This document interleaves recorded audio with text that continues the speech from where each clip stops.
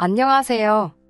제가 세상에서 제일 싫어하는 사람이 두 부류가 있는데 그중 하나가 겉다르고 속다른 사람입니다. 그리고 저희 어머님이 딱 그런 분이셨어요.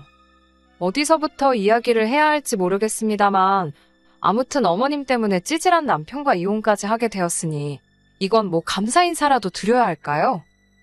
남편과는 대학 시절부터 알고 지내던 사이입니다.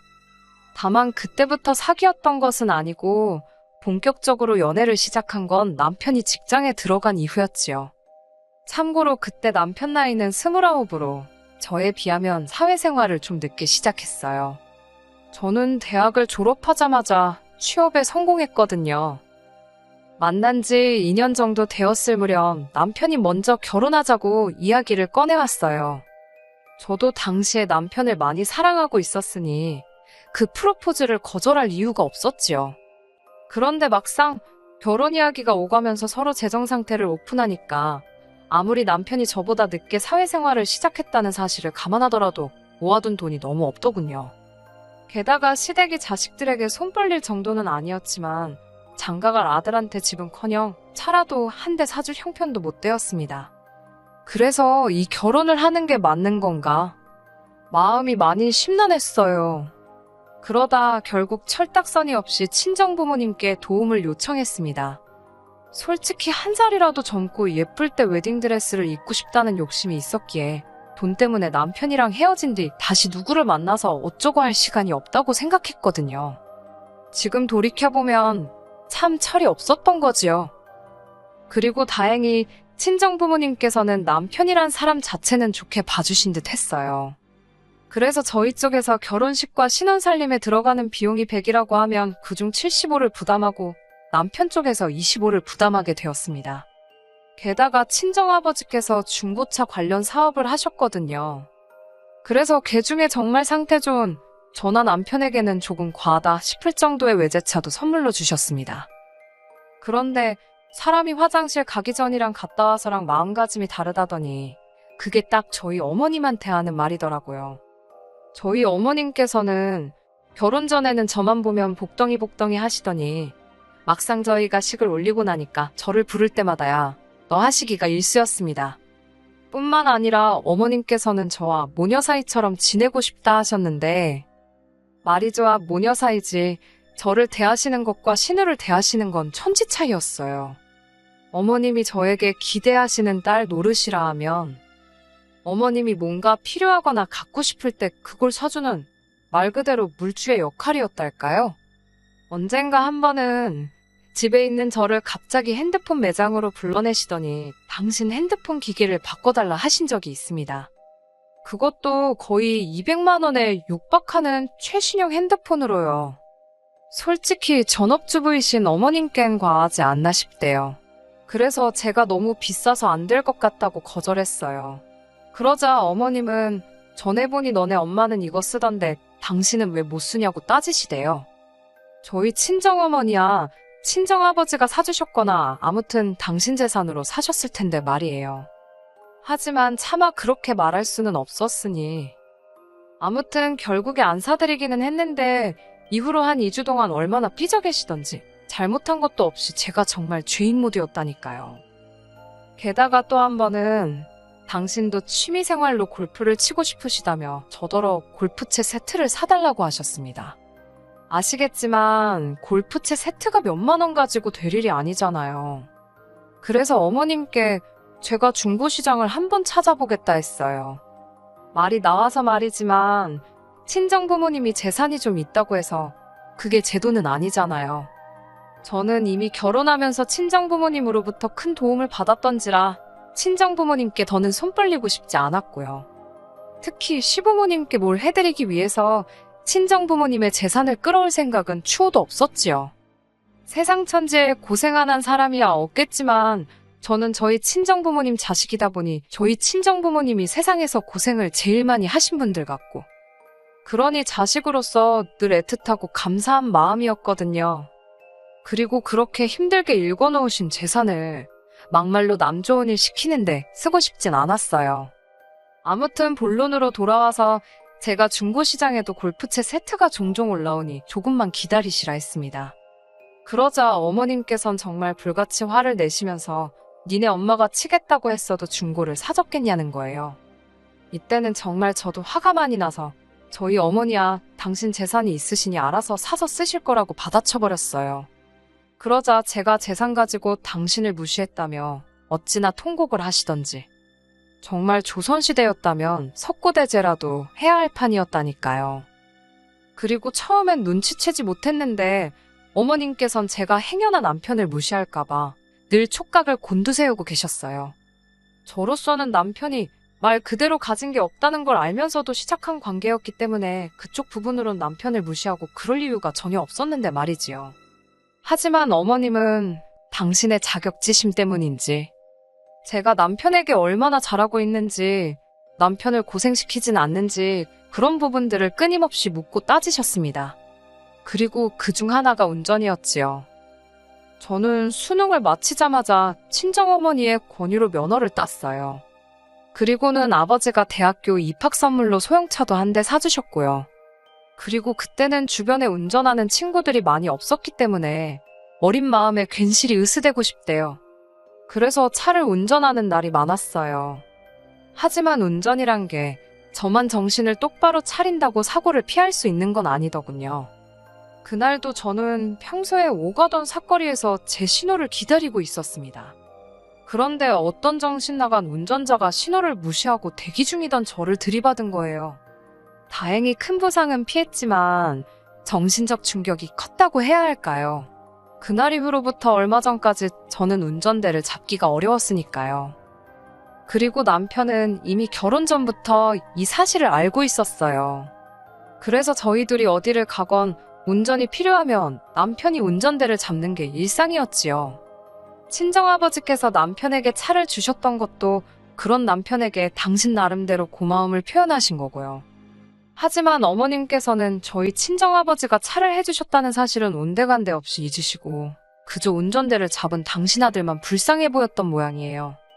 어머님께서는 운전대를 잡은 남편을 발견할 때마다 제가 당신 아들을 무슨 머슴 부리듯 부린다고 생각하신 건지 저더러 왜 운전을 못하냐고 다그치기 일쑤셨습니다. 그럴 때마다 저는 그런 어머님이 야속하기도 했지만 동시에 시어머니는 시어머니구나 생각하며 어머님을 이해하려 했고요.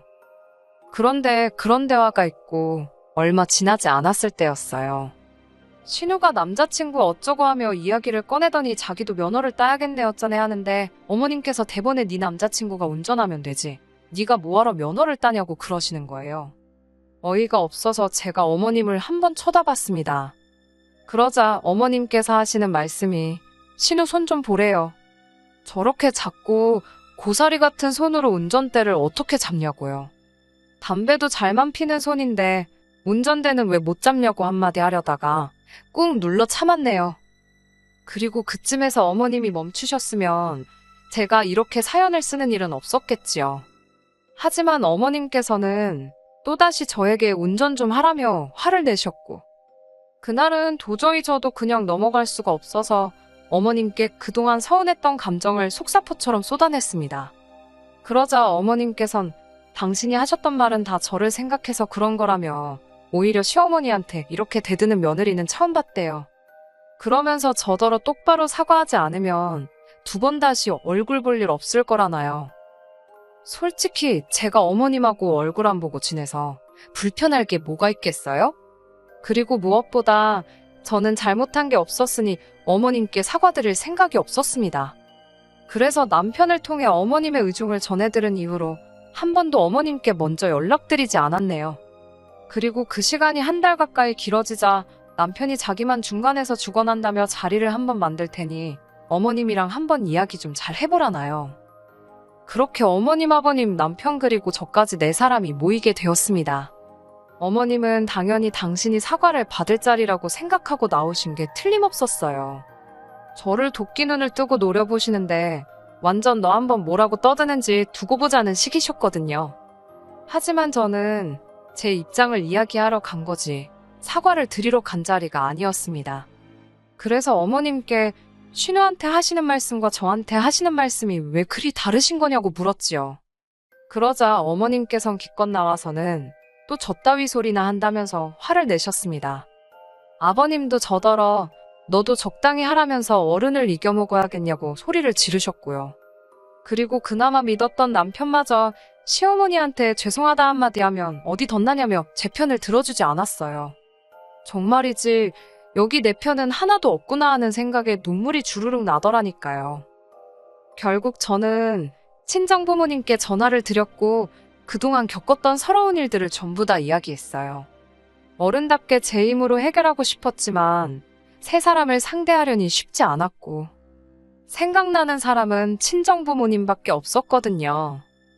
그리고 이튿날 오전 10시쯤 되니 친정부모님께서 저희 집 초인종을 누르셨습니다. 남편은 저희 친정부모님이 오시는 건 모르고 있었기에 특히 저희 친정아버지를 보고는 진땀을 빼대요. 친정아버지께서 남편을 앞에 앉혀두곤 왜 어머님이 그런 식으로 저를 대하시는지 대놓고 물으셨어요. 그러자 남편이 한다는 말이 어머님은 나쁜 뜻으로 그런 게 아니랍니다. 딸 같아서 그러신 거고 요새 여자라면 운전 정도는 하는 게 좋지 않겠냐 그런 뜻으로 이야기하신 건데 제가 너무 예민하게 받아들인 거라나요. 그리고 신우일은 동생이 아직 어리다 보니 어머님이 보호 차원으로 운전하지 말라고 하신 거고 나름대로 어쩌고저쩌고 변명은 해대는데 솔직히 말 같지도 않았어요. 저희 친정아버지도 그다지 귀담아 듣지 않으시는 눈치였고요. 그리고 그날 점심 급하게 시부모님과 저희 친정부모님 그리고 저희 부부까지 6명이 만나게 되었습니다. 저희 친정아버지 성격이 원래 쇳불도 당김에 빼랬다고 뭔가 하시겠다 생각하면 빨리빨리 처리해 나가시거든요. 아무튼 그렇게 식당에 도착하니 시부모님이 먼저 와 계시대요. 양가 부모님께서 짧게 인사를 나누셨고 저희 친정아버지가 먼저 자리를 공짜로 빌릴 순 없으니 주문을 하자 하셨습니다. 그렇게 각자 불고기 정식 하나씩 시키고 저희 친정아버지가 먼저 말문을 여시대요. 사부인께서 저희 딸아이를 그렇게 아껴주시고 생각하시느라 애정어린 잔소리를 하셨다 들었는데 맞냐고요. 그러자 어머님이 냅다 맞다고 그런 마음으로 한 거라고 하셨습니다. 그러자 친정아버지께서 다시 당신이 저를 좀 더 독립적으로 강하게 키웠어야 하는데 아무래도 하나뿐인 딸이다 보니 조금 오냐오냐해서 키운 부분이 있다나요. 하지만 사부인 이야기를 듣고 나니 정말 자식 교육을 잘못 시켰다 싶다며 이제라도 바로 잡으시겠다더니 저희더러 결혼할 때 보태줬던 돈하고 차를 다시 내놓으라 하시대요.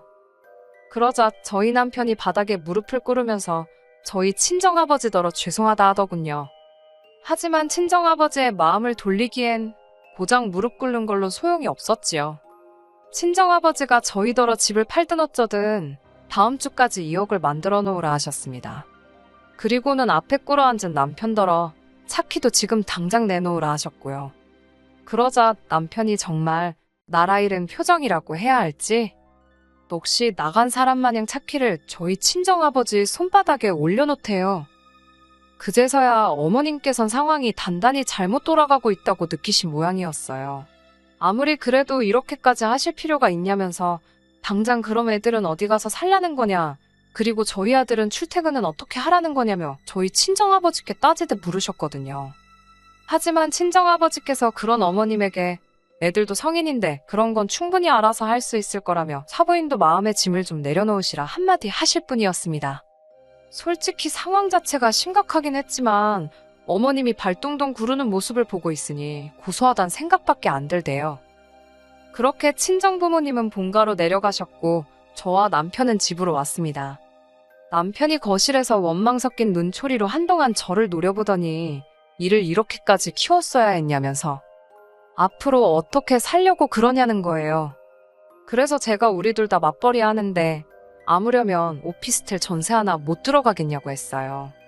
그리고는 돈은 얼마나 모았냐고 물어봤지요. 그러자 남편이 한다는 말이 모아둔 돈이 어딨냐고 그래요. 집도 해결되었겠다. 차도 있겠다. 부족한 게 없고 필요한 것도 없어서 그동안 버는 족족이 다 시댁에 퍼졌답니다. 진짜 황당하고 어이가 없더라고요. 사실 식당에서 나올 때만 하더라도 남편이 어떻게 나오냐에 따라 친정아버지한테 다시 한번 잘 말씀드려봐야겠다. 그렇게 생각하고 있었거든요. 저도 당장 차가 없으면 불편한 것도 사실이었고 집 팔고 이사할 생각하니 엄두가 안 났으니까요. 그런데 남편이 보여주는 뻔뻔한 태도는 그런 제 마음을 바꾸기에 충분했습니다. 그래서 결국 고민 끝에 저는 남편과 이혼을 결심했어요. 남편에게 이혼 서류를 내밀던 날 남편은 어머님이 운전 좀 하라고 했다고 일을 이렇게까지 만드냐면서 저더러 한다는 소리가 네가 무슨 드라마 주인공인 줄 아냐입니다. 원래 며느리는 시어머니한테 싫은 소리도 좀 들을 수 있고 자기도 저희 아버지한테 무릎까지 꿇는 거 보지 않았냐면서 원래 다들 저희처럼 사는 건데 제가 너무 오바를 한다나요. 남편의 말이 완전히 틀렸다곤 생각하지 않아요. 하지만 그것도 같이 살고 싶은 마음이나 의지가 있을 때 이야기지요. 저는 오만정이 다 떨어져 버린 상황이라서 굳이 그렇게까지 버티고 싶지는 않더라고요. 그리고 지금 저는 남편과 이혼 소송 중입니다. 협의 이혼을 요구한 저에게 남편이 말 같지도 않은 위자료를 요구해서 어쩔 수 없이 시작했지요. 별 걱정은 없지만 제 예상보다 길어지는 게 짜증이 나네요. 집은 팔았고 친정아버지께 돈도 돌려드렸어요. 이후로 저는 오피스텔에서 생활하고 있고 남편은 본가로 들어갔다 들었습니다. 사람이 독립적이어야 된다고 외치시던 어머님께선 정작 30대 중반에 한번 갔다 온 아들을 품고 살게 되셨으니 인생 참 재밌네요. 한편 저는 운전도 다시 시작했습니다. 몇 년 만이라 도로 연수부터 다시 시작했는데 처음 며칠은 손발이 정말 덜덜 떨리더라니까요. 아무튼 어머님의 말 한마디로 제 인생이 좋은 쪽으로 흘러가게 되었잖아요. 언젠가 감사 인사라도 한번 전해야 할까요? 어떻게 사연을 마무리해야 할지 모르겠네요. 아무튼 저는 지금은 잘 지내고 있어요.